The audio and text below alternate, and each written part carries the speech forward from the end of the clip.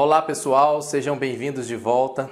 Em um vídeo que eu fiz recentemente sobre desenvolvimento de software, eu comentei do meu envolvimento atual com startups. E aí o Fabrício, ele pediu para eu fazer um vídeo específico sobre startups. Então, obrigado Fabrício. Vamos começar a série Startups.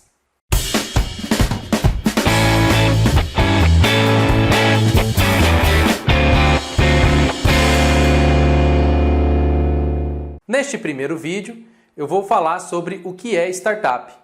Você que já estava ali, male-male, querendo pensar em montar uma, vamos definir direitinho, quem sabe esse seja o seu próximo desafio.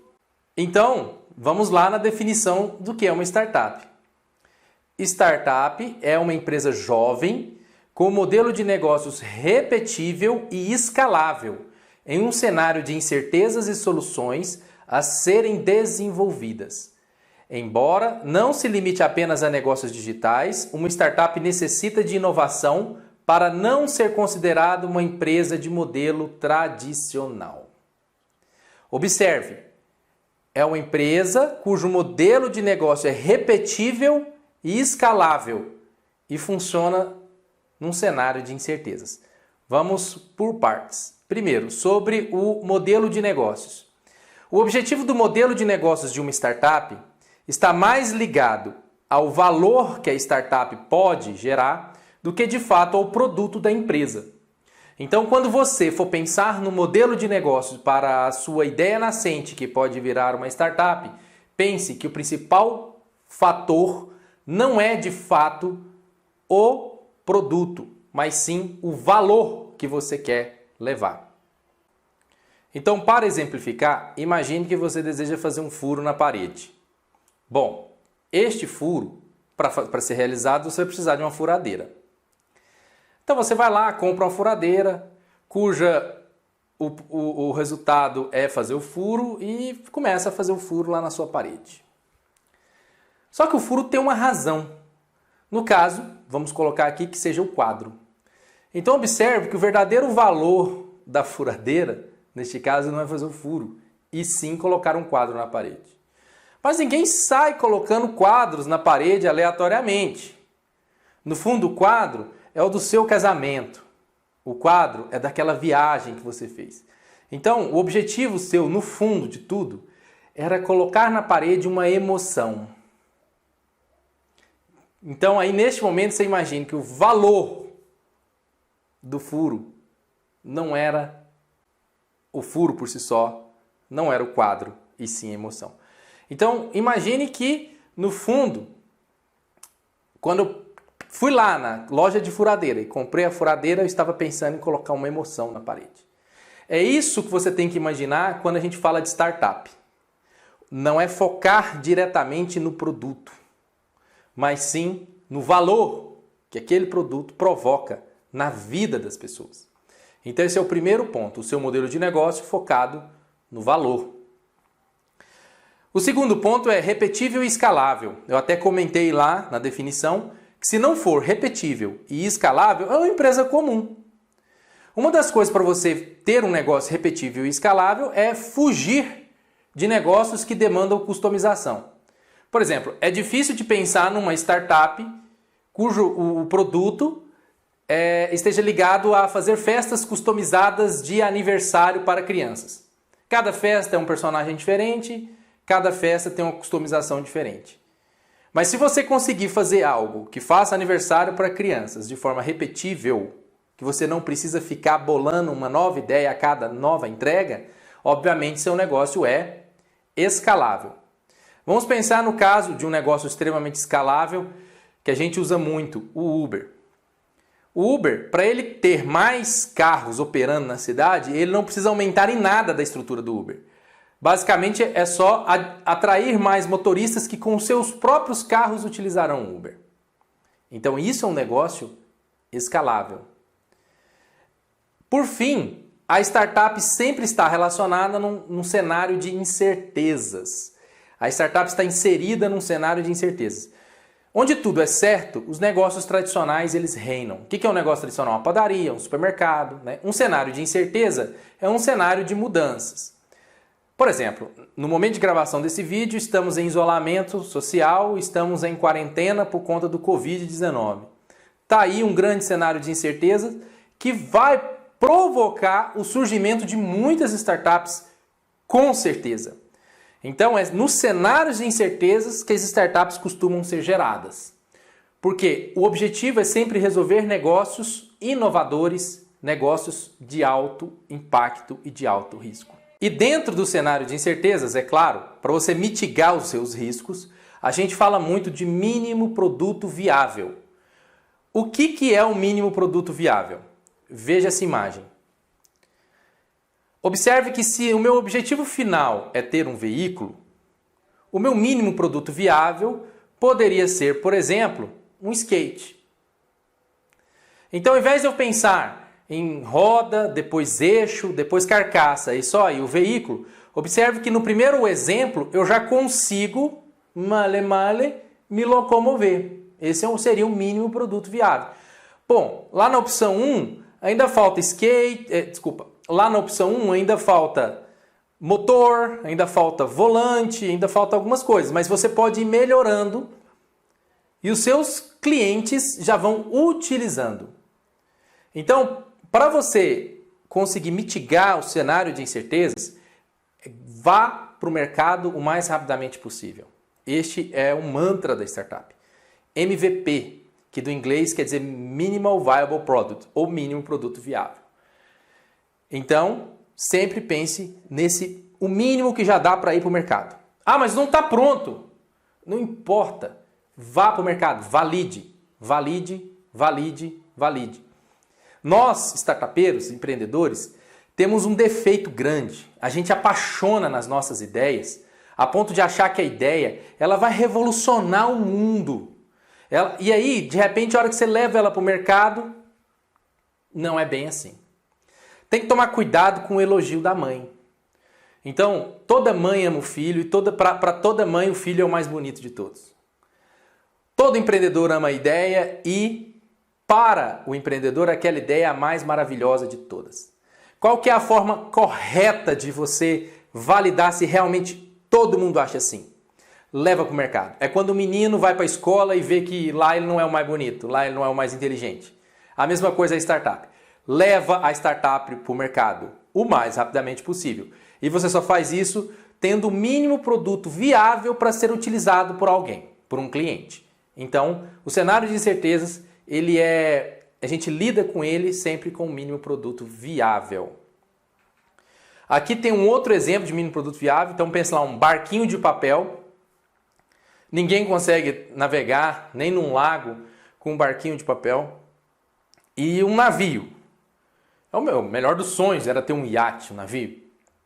Mas dentre um barquinho de papel e um iate, tem muitas coisas no meio do caminho. Uma canoa, por exemplo. Este é um exemplo de mínimo produto viável. Então, pense sempre neste cenário. Nunca apaixone-se completamente pela sua ideia. Vá no mínimo produto viável. Outro momento desse nosso vídeo é falar sobre os tipos de startup. Então nós temos basicamente 3 tipos: B2C, B2B e B2B2C. Bom, o primeiro tipo, que é o B2B, quer dizer Business to Business. É quando a sua startup faz produtos para outras empresas. Ou seja, o seu cliente é uma empresa. Eu vou dar um exemplo da minha startup, o MySear. Eu vou até colocar o vídeo, né, dela aqui no meu canal assim que eu publicar esse vídeo aqui.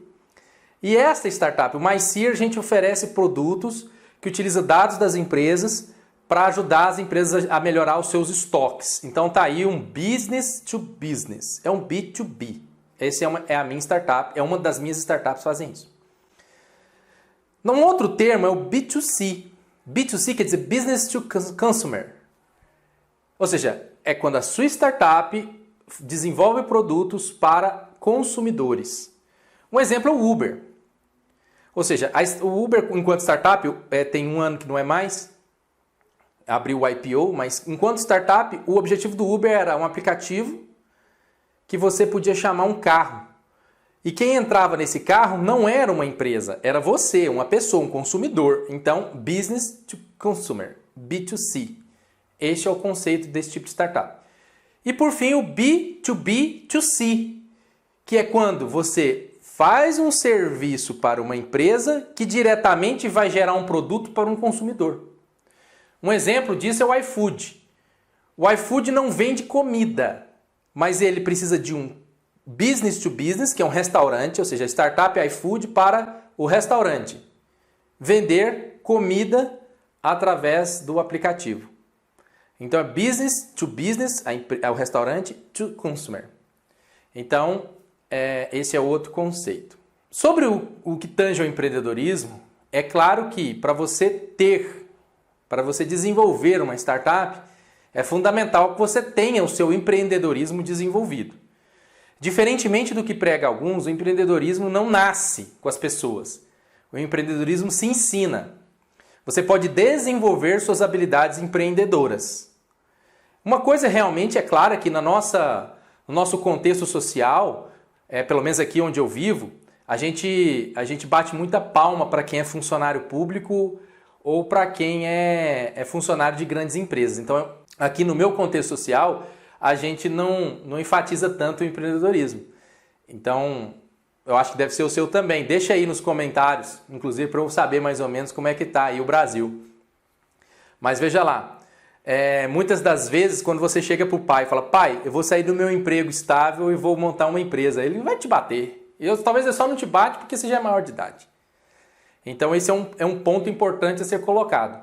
Você pode desenvolver seu empreendedorismo e às vezes a gente não temos esse empreendedorismo desenvolvido porque o nosso contexto social não fez isso. Mas isso já está sendo revertido em algumas escolas, em algumas faculdades, né? Eu, por exemplo, prezo muito a escola do meu filho, ensinar a ele empreendedorismo. Afinal de contas, eu acho que essa é a maior liberdade do ser humano. E aí, com isso, vai para o primeiro tópico sobre o empreendedorismo, que é a autonomia. Todo mundo que resolve montar uma startup porque quer autonomia. Não quer ter um dono do seu destino, um senhor das suas ações te mandando o que fazer. Você quer ser autônomo. Isso é o principal motor que provoca o empreendedorismo nas pessoas. Então, sim, em se tratando de startup, não seria diferente. Ao montar você está indo atrás dessa autonomia e você será autônomo, você será o senhor do seu destino. Você pode se colocar num lugar de sucesso, mas também se colocar numa enrascada. Segundo ponto é dedicação. Não tem como você pensar que só o fato de ter uma ideia é o suficiente para você ficar rico. Diariamente eu sou bombardeado com zilhões de ideias, tanto minhas quanto dos outros.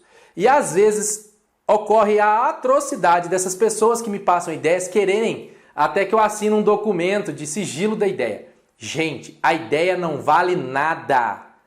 Não tem como você nem sequer registrar uma ideia. A ideia não vale nada. Eu ainda vou fazer um vídeo sobre a ideia. A ideia não vale nada. O que vale é a execução. E não tem como a sua startup virar se você não tiver execução. Então sim, para você executar precisa de dedicação. Dedica. Caso contrário, não vira startup. Então, além de autonomia, dedicação. E para finalizar, você tem que sim ter disposição para arriscar. Nós não estamos falando que estamos num negócio completamente incerto, é escalável, é novo. Então, obviamente, ele é arriscado ao extremo. Então, você tem que ter disposição para arriscar. Caso contrário, também você vai se sentir muito mal nesse contexto startup. Então, em resumo, nós podemos dizer que startup é um modelo de negócios repetível, escalável, em um cenário de incertezas. E aí, para finalizar, onde é que costuma nascer, então, como é que é a geração dessas startups? Normalmente, a gente utiliza o Open Innovation. O que quer dizer inovação aberta, né? A gente gourmetiza esses termos em inglês para ficar chique. Mas é inovação aberta. Isso quer dizer que Quando eu tiver um problema, eu não vou tentar resolver sozinho. Eu vou passar esse problema para a comunidade e vou esperar que alguém também me ajude a resolver. Isso é inovação aberta. E provavelmente eu vou gerar um grupo de pessoas que estejam engajadas nesse problema e que ao me ajudar a resolver parte desse problema, vamos montar uma startup. Então, é um ambiente que prolifera startups, são os hackathons. E tem vários que acontecem no Brasil. O Startup Weekend, tem hackathons de empresas, hackathons do setor público. Eu tenho vários amigos que surgiram suas startups em hackathons, que basicamente é a mistura de hack com maratona hacker. É sexta, sábado, domingo imerso. A maior parte dos hackathons você dorme no lugar, ou nem dorme, passa lá, vira madrugada, onde você arruma amigos que você nem conhecia, ou seja, você monta grupos com pessoas que você nem conhecia, e com pessoas que nem conhecia, no domingo você tem um pitch. Eu ainda vou falar mais sobre pitch. Aí você tem um pitch, que é uma apresentação rápida daquela ideia que você bolou nos últimos 3 dias. Se a ideia realmente é boa e ela teve um início bem implementado, provavelmente você vai pensar, por que vai morrer agora nesse domingo? E aí, claro, essa continuidade é a sua startup. Então, o Open Innovation é um movimento que as empresas, que os setores públicos e privados provocam, que facilita muito a criação, o surgimento de startups. Então, esse é um ponto que é importante colocar. Se você é um empresário de uma empresa grande, pense em trazer Open Innovation para a sua empresa. Isso traria novos sócios pequenos, onde esses sócios pequenos eles poderiam resolver grandes problemas e dali terem grandes produtos. Pense nisso. Uma outra vantagem do Open Innovation é pensar fora da caixa, porque como você não tem nada a perder ali naquele momento de inovação aberta, cara, você vai pensar nas ideias mais mirabolantes possíveis. E aí você não vai descartar nenhuma. Eu vou contar um exemplo de uma história que eu ouvi há uns anos atrás. Anos atrás é pleonasmo, né? Há anos, e aí eu vou trazer aqui para vocês. Companhia Telefônica do Canadá, ela tinha um problema. Durante as nevascas, durante o período de inverno, neve pairava sobre os cabos e pesava tanto que rompia. Aí eles reuniram a turma numa espécie de Open Innovation, numa sala, na expectativa de, vamos resolver o problema. Aí teve uma ideia de um cara que falou assim, olha, a gente podia chamar os ursos, e os ursos são fortes, né? Aí encostaram nos postes, vai balançar os postes, e aí a neve vai sair. Sem descartar a ideia, alguém chegou e disse, mas como a gente vai conduzir os ursos aos postes? Mel. Vamos passar mel nos postes. Lá em cima, para ele tentar subir. Sem descartar a ideia que parece ridícula, alguém perguntou, e como que nós vamos colocar o mel lá em cima? Aí um outro fala, vamos pôr de helicóptero. Vai um helicóptero, joga o mel em cima do poste. E aí quando o urso for, ele balança o poste e a neve cai. Sem descartar essa ideia idiota, alguém tem um insight. Uai, só o fato do helicóptero passar sobre as linhas telefônicas, a neve já cai. E assim montou-se uma empresa cujo serviço era justamente esse. Sobrevoar de helicóptero as linhas telefônicas, linhas elétricas e tudo mais. Então, este é o conceito. Você não quebra a ideia porque ela parece idiota, porque essa ideia idiota é um degrau para uma outra ideia que pode ser idiota também, que para uma outra ideia que parece idiota também, e para uma outra ideia que aí sim parece que funciona. E aí, neste momento, você tem um valor, que é o que eu falei lá atrás. Então, esse é o ponto. E cada mudança de uma ideia que pareceu idiota para uma outra ideia, a gente chama isso de pivot. Pivotar a startup. Mudar o eixo da ideia. Então, é um termo que você vai ouvir muito. E eu pivotei minha startup. Que é, eu tinha uma ideia inicial, fiz o MVP ou não, e descobri no meio do caminho que a ideia não era tão boa. Lembra? A ideia não tem valor. Você tem que começar a fazer para ver que tem valor. E aí, no meio do caminho, quando eu vi que a ideia não é tão boa, eu mudei um pouquinho. Então, esse mudar um pouquinho, o termo gourmetizado, pivotou a ideia. Então é isso, pessoal. Espero que tenha sido útil. Muito obrigado por esse prestígio no canal. Eu vou continuar falando sobre startup. Os próximos vídeos falarei sobre pitch, sobre investimento, como buscar os tipos de investimento, sobre desenvolvimento do mini produto viável, marca e tudo mais que vocês imaginarem. Não se esqueçam de inscrever no canal, clicar no sininho aí para você alertar de novos vídeos. Mais uma vez, muito obrigado e até breve.